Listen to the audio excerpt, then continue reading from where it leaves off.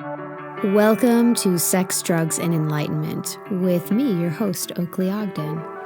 And today, it's me with you.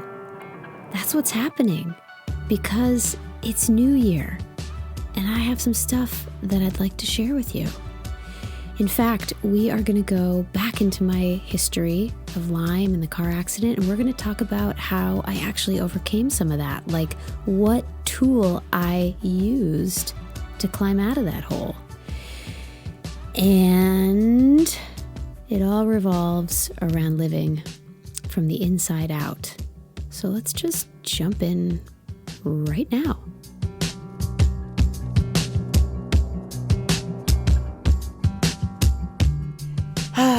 It's a new year, and New Year's is when we typically promise ourselves a whole host of new actions and behaviors, right? And we'll follow through on these behaviors and we'll implement them. And when we do, we will be better and we will be happier.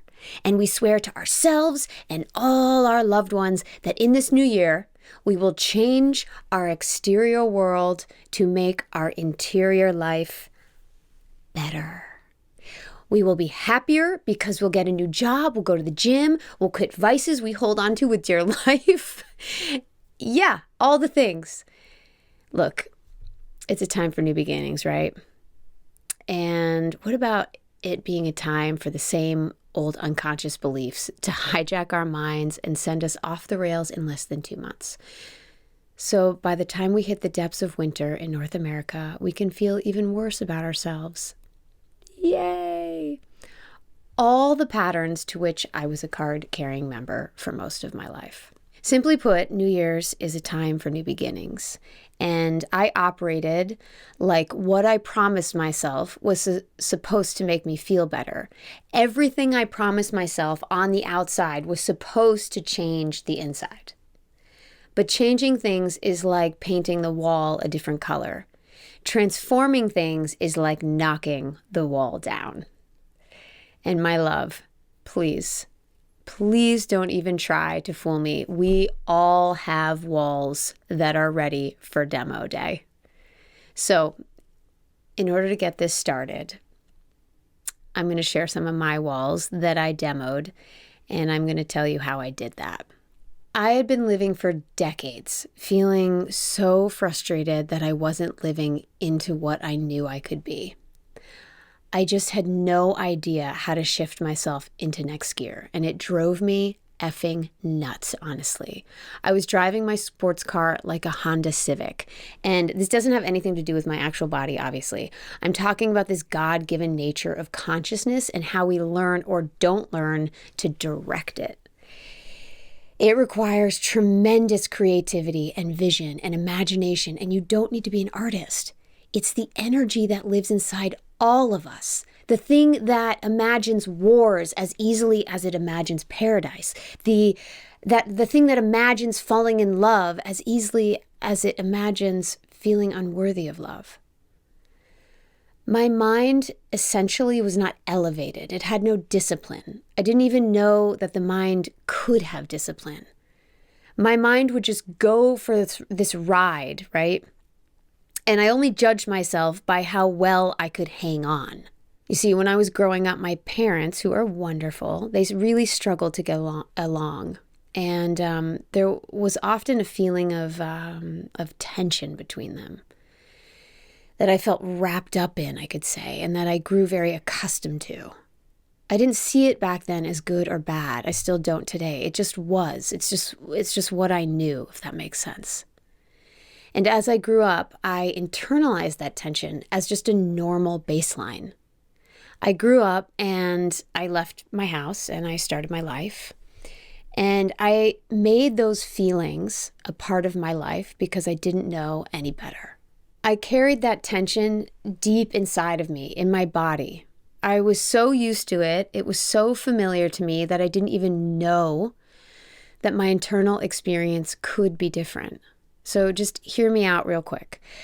Most of us keep going like this, and I could have. But my body and my mind and my spirit knew that I was yearning to know myself more deeply, and this whole patterning wasn't going to take me deeper into knowing myself. That's what it comes down to. It had to be healed so new doors of perception could open. The stuff we carry forward from our lineage is not good or bad. It just is. It just is. And in our life, we can choose what to do with it depending on what we want to do with our existence today. This tension presented itself in many ways. I'm going to give you some examples. It presented itself in needing to feel in control. It presented itself in judging others before they could judge me. I was really quick with the draw. The criticism that came out was disguised as humor. And I'm not proud of that. I don't blame my young self, right? I'm just pointing out the deeper stuff here. And I do want to say, like, it's the deeper stuff that we all think is okay. It's the deeper stuff that we think doesn't add up. It's this stuff that we think doesn't weigh heavy on our hearts because we're tough and we're strong and this is just life, right? And we can take it and we're fun and we do fun things and we try. And all these little things don't matter because we're so used to them that it doesn't even occur to us that it could be different. And that's where I spent most of my life before the car accident. So you could imagine that trying to control so much inside of me actually had me feel exhausted and rather unstable. I felt really high, then sometimes I felt really low, and I was always trying to feel better and avoid bad feelings. And you know what that did?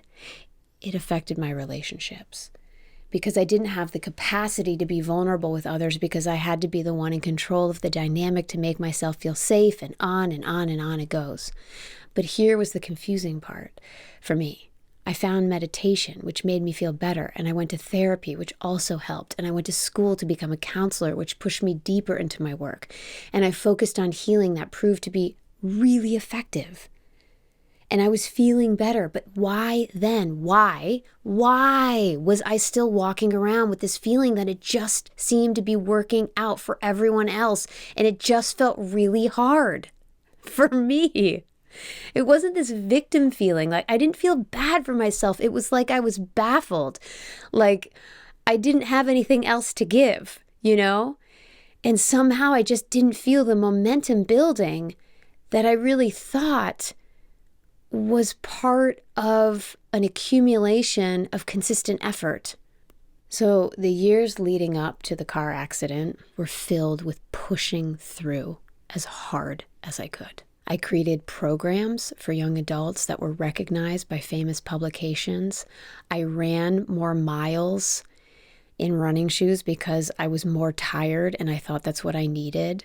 I drank more green juices, which honestly did not make me feel better, but probably helped me not get much worse. They were really tough years. They were filled with a lot of effort, and they were defined by will.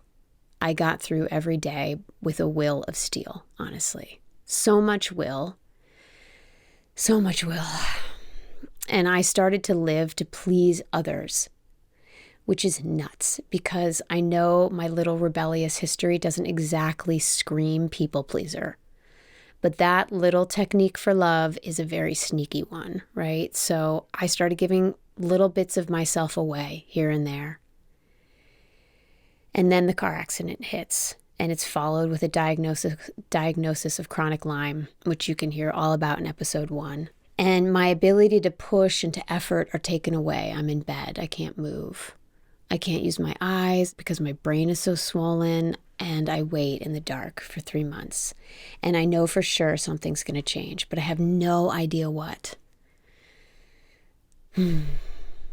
My darling, don't wait for the universe to throw you into a wall to transform what isn't working for you. You know what it is. Stop lying to yourself and just take the steps. All I had to do was acknowledge that something wasn't right. But I couldn't even do that. I was primed to push through. And here's something that I learned from my coach after those months. My tolerance for pain was enormous. I simply had taught myself to withstand discomfort at a level that surpassed the average Joe. So instead of saying, hey, I'm super uncomfortable, shit needs to change, simply asking for help, I just said, hey, what pain? I got this. Because I hung my worth on measuring how much I could withstand. Now, I know some of you want to hide under your covers right now. It's okay. Just stay with me. So the behaviors and the inner beliefs compounded, and eventually I was way off course. So the question wasn't, what meds was I going to take to get my body better? The question became, what beliefs did I need to transform to get my body, mind, and spirit better? What beliefs about myself do I need to fundamentally trade in to align with my true nature, to allow for vulnerability, for love, for peace, for joy, for presence, compassion, patience, to grow within me so I can know myself differently? And this is when I was given the tool that changed my life. I was guided to pick a quality that I was asked to align with every day, a love-based quality. So I chose joy because I didn't know where that had gone in my life. So for you, use your imagination, right, to conjure up this feeling. That's what I did until it's brimming over, until it's filling the body. And back in those days, I was actually so depressed and so sad and hopeless that I couldn't think of anything that brought me joy. I couldn't feel a memory. I couldn't imagine a future. Like, it was dark, but I was determined, right? So I sat on my floor in front of my meditation table and I pictured, are you ready for this? A small, fluffy, tiny, innocent puppy. It's really true. Oh my God. It worked. I don't know what else to say. And this tiny smile formed in my heart. Just this tiny, tiny crack of a smile. I wasn't brimming over, but I had begun. I had taken a step forward and lit the pilot light. So when you're done visualizing, in order to activate your chosen word, you want to drop the imagery and stay in that state. Come back to the present moment and just stay in that state and emanate the feeling that you've chose. It can be love, harmony, peace, whatever it is. You pick that, align with it, and by aligning with it, you imagine. You can pull up memories, you can create future ideas and dreams, whatever you need to use to conjure up that state in your nervous system so you feel it. And then you go out into your day. So the reason we don't walk around in this state all day long is because of triggers, right? So when I would get triggered by a phone call or an interaction or whatever it was, I would do what I call the box breath. And every single one of my clients knows this technique. And the box breath goes like this. Exhale all your air, and you inhale 2, 3, 4, and pause 2, 3, 4. Exhale 2, 3, 4, and pause 2, 3, 4. And inhale 2, 3, 4, and pause 2, 3, 4, and exhale 2, 3, 4, and pause 2, 3, 4, and repeat. And this box breath is an old yogic breath, and it helps to rebalance our nervous systems and regulate our nervous systems and take the charge out just enough so that we can come back to use the power of our imaginations to recreate the feeling that we've committed to feeling and bringing to the world. Now, it takes some muscle sometimes to do this and some focus, right? And you don't get it right every time. I didn't all the time, by any means. But this is where I started. I started by choosing what I needed and wanted to feel. And it's not about spiritual bypassing. It's about emanating an energy that fundamentally influences your brain, your nervous system, and thus your life. And your brain will start to prune some of the neurological connections of negativity. And over time, I just started to feel quieter, more peaceful, more available. I could be more present in hard conversations. And I could just stay instead of leaving, which ultimately created deep connection. And that deep connection brought me inspiration. And it brought me a feeling of being alive. I felt inspired. Even after this time, I didn't paint the walls a different color, y'all. I remodeled. And you can too. I had been allowing my mind to direct me. That's how I got where I was. Now I was directing my mind. I was using the power of creativity, a God-given right that we all have every day, to influence my brain function, my focus, my relationships, the outcomes of projects. And I do get away from it sometimes, and I totally forget, and I feel tired and stressed, and I go into an existential hole, and then I close my eyes, and I take a deep breath, and I connect, and I grab the steering wheel, and I consciously redirect. So this is just one way to start the journey of transformation. Just start where you are. That's enough. Even if that's a Hallmark card with a puppy on it. Just one step to begin, nothing more.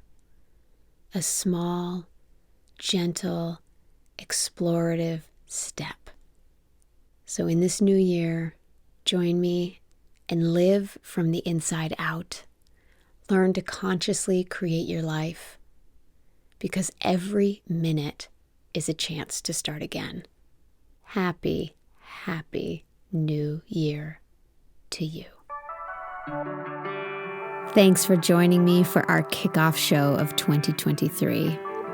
I love being with you, and I am one of your biggest cheerleaders.